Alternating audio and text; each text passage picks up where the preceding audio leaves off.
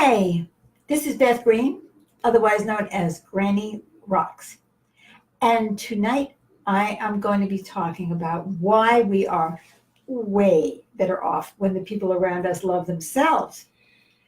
So this is going to make us laugh, I'm pretty sure. I'm already laughing. So I see someone is watching, and I'm so glad, but they haven't said hello to us yet. So you don't get a hello until you say hi to us.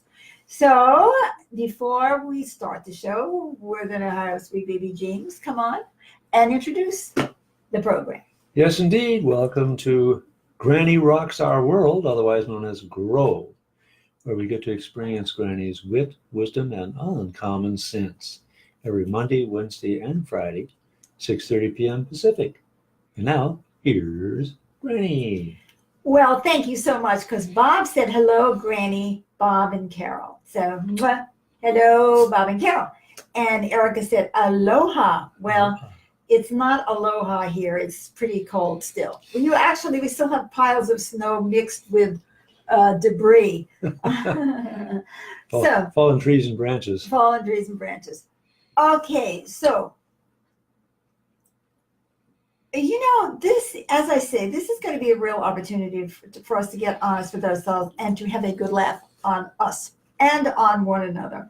So, Kim says, love the title. Oh, I like that, Kim. Welcome. So, anything else you love, you just tell me. The rest of it I don't want to hear.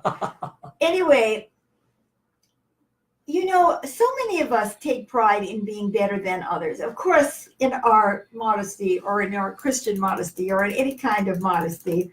And hello from Christine, Todd, Angie, and Sophie. Hello, Christine, Todd, Angie, and Sophie. Quite a crowd you got there. Yeah, really, thank you. So glad that you said hello. So we have this feeling, even if we don't admit it, that we kind of like being better than others, don't you think? Oh, for instance, I'm going to give you an example, which may seem kind of silly, but we have a great relationship. Oh yes, we have our problems, but we have a great. Now sometimes it's like, oh, our relationship is the worst and I'm suffering the most, right? That's just proving what a martyr I am, what a great person I am compared to him. So I'm still better than somebody, but it's him that I'm better than rather than them. But you see what I mean? But we say we have such a great relationship. Isn't it a shame about Bob and Carol or Christine and Todd or whatever it is, right? That, they're not doing that well. And that gives us a feeling of like, oh, we're so great. Can you relate? I hope you can. But now let's say that the person that whose coupleness you want to feel superior to, the person who's in one of those persons is your heart surgeon. Oh. And let's say he or she has just come from yet another argument with his or her mate.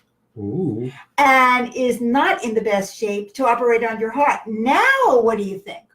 Do you think that it would have been better if they had been feeling good about themselves and their relationship? Oh, definitely. Yeah, they would be floating in. So you see, I mean, the same thing goes with whether that person that you want to feel superior to is feeling like, oh, God, I'm going to lose my job because he or she, that's you, are doing so much better. And then they're so distracted and they swerve at the wheel and they run into you on the freeway. Oh, it's just coming right into the office, right? So, hello, Debbie. She says hi to you both.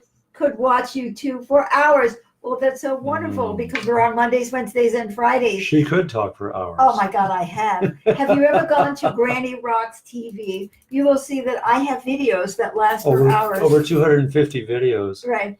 And that some of them are they go very deep. It's not like this. If you ever want to have a sleepless marathon, try watching some of my all videos. Of those videos. But anyway, these are short. I'm doing short live stream, right? I'm trying to meet the public halfway. Right? So anyway, I'm giving you examples of how actually we are damaged very obviously by other people who are not feeling well or not feeling good about themselves or in trouble and just down. So, but now I'm going to talk about another aspect of that, which I bet you will identify with too, both as the perpetrator and the perpetratee, the perpetrated against, right? Right. So It's like, okay, here's your friend, so-called friend. You are so brilliant. You are so good looking. You are so funny. You are so now under this, what is the subtext? Now, I'm not saying always, but I'm talking about people who don't love themselves. So the subtext is, you are so, but I am not. Right. Right? Now, our egos say, well, isn't that perfect? Isn't that exactly what I'm going for? I'm going for them to think I'm so brilliant, I'm so this, I'm so that. Well, supposing while they're sending you out the, yeah, wonderful, underneath, they're feeling shitty about themselves, and so there is a shitty energy. It's like if you just pooped on yourself, then your hand was there. I mean, or it's dribbling down your leg. You know what I mean? You pooped. So now that is a terrible way to describe it, but I think you're beginning to get the idea. There's an energy in it when people are complimenting you and they don't feel good about themselves. What can it be? It's like, oh, I hate myself. And I really want you to say, oh, but you're brilliant too. Right? Mm-hmm. That could be one way. Or there could be another, which is what do they want from you? They want you to feel sorry for them, or they want you to do something for them because they can't do it for themselves. Oh, you're so good at this. Oh, Debbie says, my 6-year-old grandson is watching with me. He keeps telling you hi. His name is William. Hi, William. Hi. Nice to see you. I speak on the level of a 6-year-old. I think this should really be a good match. So anyway, William, you probably know all about this. So you really want someone else to do it for you. They say, oh, you're so good at this. So could you please buckle my shoe or tie my corset or drive me, 3 blocks away. So anyway, Amy says, hi, you two cuties. Thank you, Amy. Hi to you too. So there's another unspoken agenda. See that, Amy said, see that poop thing was just right. I love it. So you really get it. So, or there is the, I hate you. I just hate you. I hate you. You have everything I want and I don't have it. And I really resent you. And I can't wait for you to fall on your face in the poop, right? I want to see you go down, girl. I want to see you go down. Or it's just like other kinds of negative vibes. Now, have any of you ever experienced that? Again, either as the person who is feeling jealous because you don't feel good about yourself and you want the other person to fall or fail or go down, right? Yeah. Or have you ever had that done to you where the other person maybe saying the nicest things to you, but it doesn't mean a thing what they say, because what you're feeling is coming from their gut. See, we are intuitive. So not only can there be absolute objective devastating impact, like when your heart surgeon is, all messed up. This stuff, and said, I thought that was the scalpel, but actually it was my hairbrush. What can I say? So I don't know where this stuff comes from. I swear to God. So, but it could also be just more on the energetic level that we feel this. And yet, I think it's channeling Goofy. And yet we live our lives as though we are going to benefit by other people thinking more of us than they think of themselves, loving us more than they love themselves. Very tempting. See, Very now tempting. I'm not saying that we want everybody walking around like with their noses in the air. I bet you can do that, William. Try that. Yeah, their noses in the air. They say, I'm so great and you're so nothing. That isn't exactly what I had in mind, because that isn't self-love, that's ego. And there's a Yep. big difference between ego and self-love, which someday I'm going to get into, but not today.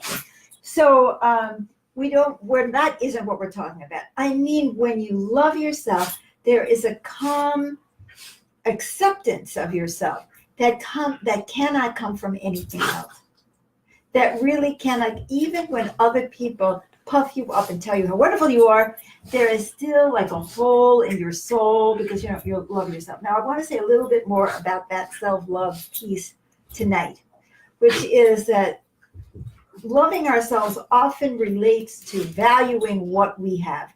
Now, for example, let's say I'm watching the Olympics and I see these ice skaters and it's like, you know what I mean? How do they do that? Right? And so I don't compare myself to those ice skaters. I mean, not when you've been chronically disabled since you're 15. You're not competing in the arena of that. By the way, if you hear that sound, that's just the dogs playing. They decided they had to play, right? They're not killing each other. They don't really compete. They play.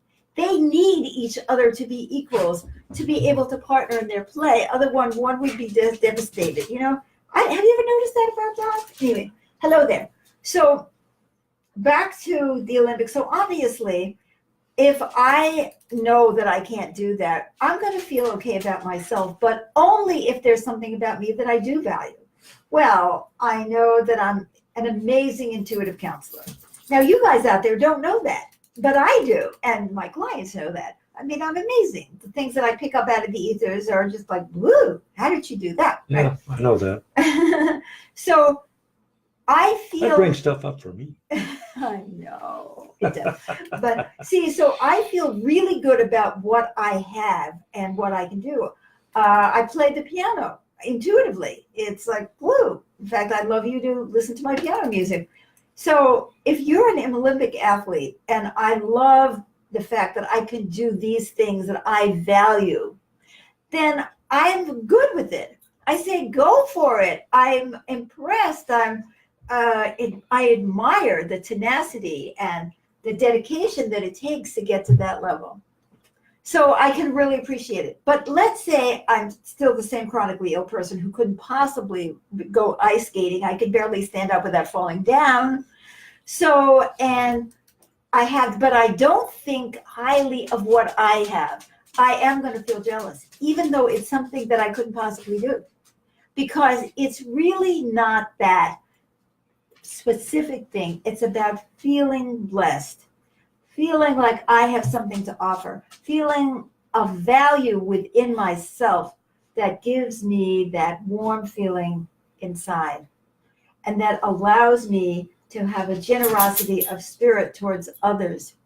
So what I'd like you to think about, I can't believe it, the time is flying as it always does on this show.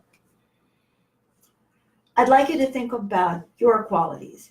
What qualities of yours do you really love? I'm going to shut up for a moment.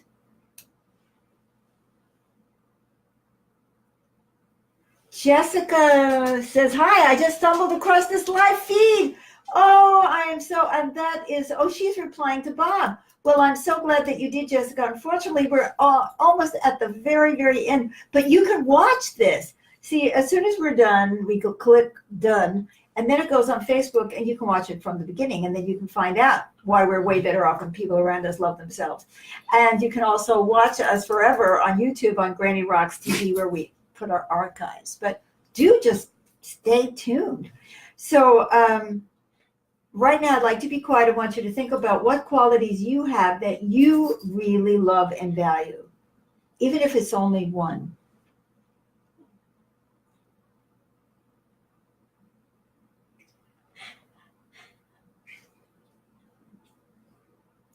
Now, think about somebody that you know or you know of that you think is like above you in some way. I mean, get honest with yourself, you know.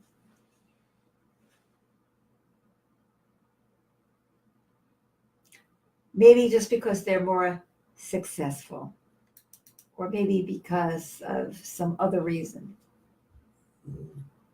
or you just think they have bitter qualities. Think about them. Now, think about them while you are simultaneously thinking about your own value and see what happens. Give it a try, right? Let's do it right now together. Yeah, I'm doing it. And I feel fine. Do you? I do. I love that. That is very good. That's the idea. Mm-hmm. You've got that, and I've got this. Right, but you're actually feeling I feel the integration, the solidity of all this together. right. Yeah. I'm so glad that you said that. I hope that you guys out there are having a similar experience. If not, practice makes perfect. Keep practicing. See if you're actually able to connect to the value. Think of yourself as valuable. Love yourself. See if you can actually do that and see what happens. And notice how the knots begin to release from your stomach and from your jealousy. And remember that jealousy is a green-eyed monster that destroys both the person who is jealous and the person that they are jealous of. Mm. I guess I'm going to have to start wrapping it up for tonight. Mm-hmm. Too fast. Well, Debbie, I'm glad because see, I didn't go on for hours, so you'll have to come back Monday, Wednesdays, and Fridays, and you can always watch us on rerun. And I also want to tell you, okay, guys, this is the big announcement. yourpersonalsong.org. Mm-hmm. It's a new offering. You call me, we talk, and then I just tune into your deeper being and I create a song on the acoustic grand piano for you. And this is not like a sweet song or, like this is a song that's deep and intense and has vibrational energy to help you to do just exactly what I'm talking about, to feel the connection with yourself, to feel your value, to feel who you really are. So I'd like to share that with you and also remind you that we do have Growth, which is our video conference. Every Wednesday night at 7 p.m. Pacific time, we have a video conference. You can try it out for free, but please register. Take a look at the post and you'll see all kinds of information. And also go to our events calendar and you'll see all the events. So I feel something. I can't quite hang up because there's somebody saying something to me in the ethers. Just a moment. Just give me a moment to hear you. So I wish you could say it live, but what is it? But supposing you can't think of anything. They say, supposing you can't think of anything that's really that good about yourself. Well, now, that's a great question. Why didn't I think of that question? Okay, hold on. I'm going to give you an answer. There is always something. In fact, there are always many, many, many, many, many, many, many things that are wonderful about you and everyone else. Everyone. I don't care if you're a serial murderer. Maybe if you're a psychopath. I don't know about that. But, most of us are not that. And so then I would leave you with this question. If you have good qualities, lovable qualities, and you're worth loving, what's stopping you? What in your life may have stopped you from either valuing those qualities just because they were not valued in your family? I mean, supposing you're a great intuitive, and but they're a bunch of scientists and they don't value intuition. By the way, many scientists do value intuition, but I just gave that as an example. Then you grew up feeling like there was no value to what you did. Or maybe you were great on the piano, but everybody else in the family wanted you to play the flute. I mean, I don't know. You understand what I'm saying? Or they emphasized something else, or they were jealous. Our parents can be jealous of us. Our siblings can be jealous of us. That may have gotten in the way of you valuing what you have, because green-eyed jealousy can destroy our self-love as well. So I'd like you to think about all of this and come back on Monday and check out Growth, because that's a chance for us to interact in person, and it is very cool. So until then, Love you, and thank you for sending me these telepathic messages on our show. This is not the first time it's happened, and I welcome it very much. Mm-hmm. Okay, Bye-bye. then. Bye-bye for now.